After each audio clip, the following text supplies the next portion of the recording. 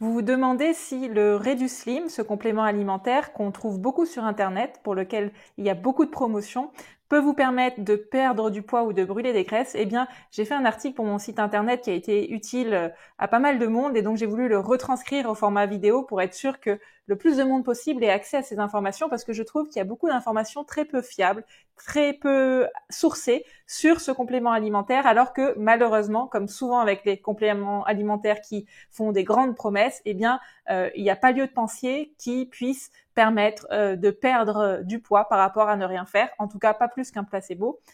Et par contre, il n'y a pas non plus raison de penser qu'il est dangereux pour la santé. Donc je vais développer ces éléments un peu plus en détail.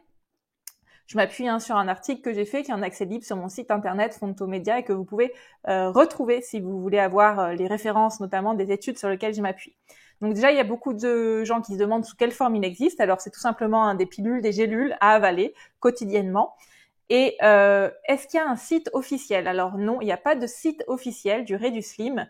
En fait, c'est très dur de trouver des sources d'informations fiables sur qui concrètement commercialise ce produit. Il y a très très peu de traçabilité dessus.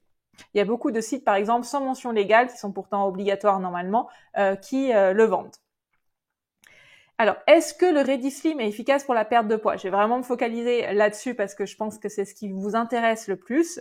Déjà, sachez que tout ce qui est dit sur le Redislim et en règle générale pour tous les compléments alimentaires qui sont censés faire perdre du poids, eh bien, c'est en profonde contradiction, malheureusement. Moi aussi, j'aimerais que ce soit si efficace que ça, mais c'est en profonde contradiction avec tout ce qu'on connaît sur justement comment un être humain peut prendre et perdre du poids, ce qui est un équilibre entre les sorties et les dépenses. Et à partir du moment où on a une substance qui nous permet pas de jouer significativement sur les entrées de nourriture ou sur les sorties en se dépensant plus, c'est un peu utopique malheureusement de s'attendre à une efficacité, même si je vous l'accorde, les personnes qui parlent de cet complément alimentaire, les sites internet sont assez forts en communication et bien sûr on a envie d'y croire parce que souvent il y a des enjeux importants à perdre du poids et donc eh bien même avec un bon esprit critique, eh ben on a tendance à vouloir un peu accorder notre confiance. Alors pourquoi? Qu'est-ce qui me fait dire que donc cette substance ne peut rien vous apporter de plus? Bon, déjà, je suis allée voir bien sûr la composition parce que c'est en fonction de la composition, en regardant indépendamment chaque ingrédient de la composition du Reduslim qu'on va pouvoir dire si oui ou non il est raisonnable de penser qu'il y a un effet sur la perte de poids. Donc c'est ce que j'ai fait parce que moi je suis formée et tous les jours je passe du temps dans les études scientifiques publiées dans la littérature scientifique internationale pour voir justement est-ce que ce que disent les gens qui commercialisent des dispositifs est vérifié par les études, parce que parfois ils disent oui c'est vérifié par les études, parfois ils mettent des sources, mais quand on va voir en fait on se rend compte que non, ça ne tient pas la route. Donc c'est ce que j'ai fait pour le Reduslim. Alors il y a plusieurs composants dans le Reduslim et je vais revenir un par un dessus. Il y a le glucomane,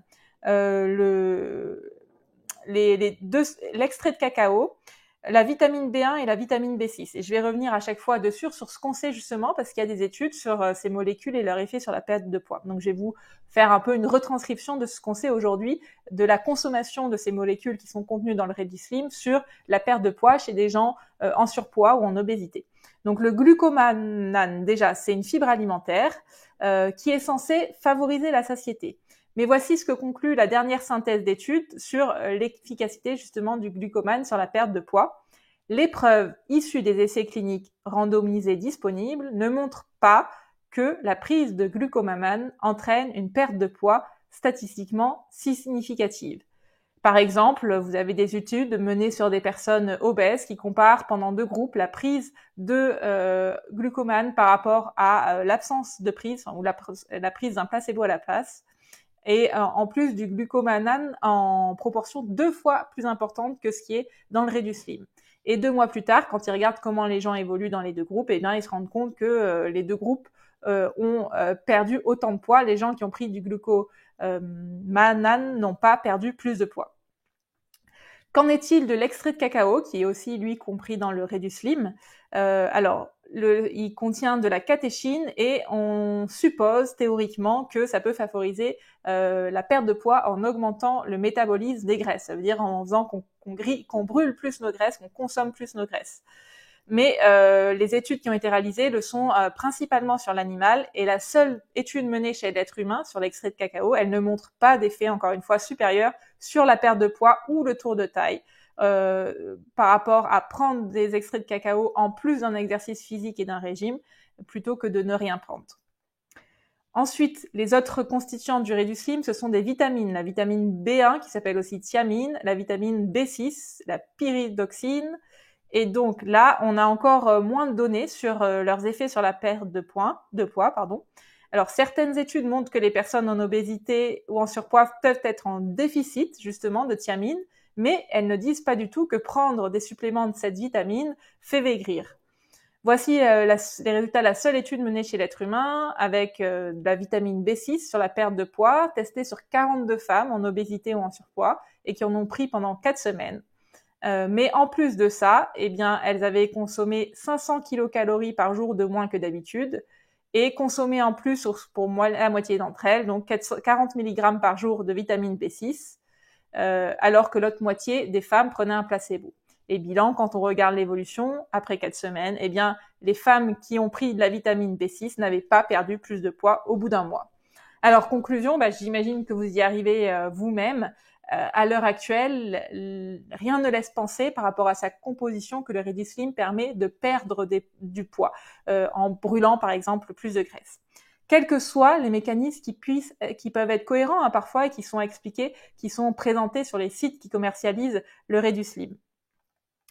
Est-ce qu'il y a un danger à prendre du réduit slim? Alors pareil, il y a des études qui sont faites qui regardent l'effet de ces différents composants sur la santé. On regarde justement dans ces groupes de femmes et d'hommes qui prennent ces compléments alimentaires, dans quel groupe il y a plus d'effets secondaires. Est-ce que ces effets secondaires sont probablement liés ou non à la prise des compléments alimentaires. Alors il y a peu de données qui, des fois, les chercheurs et chercheuses oublient de mentionner justement, de lister les effets secondaires qui peuvent apparaître, ou parfois c'est tout simplement qu'il n'y en a pas.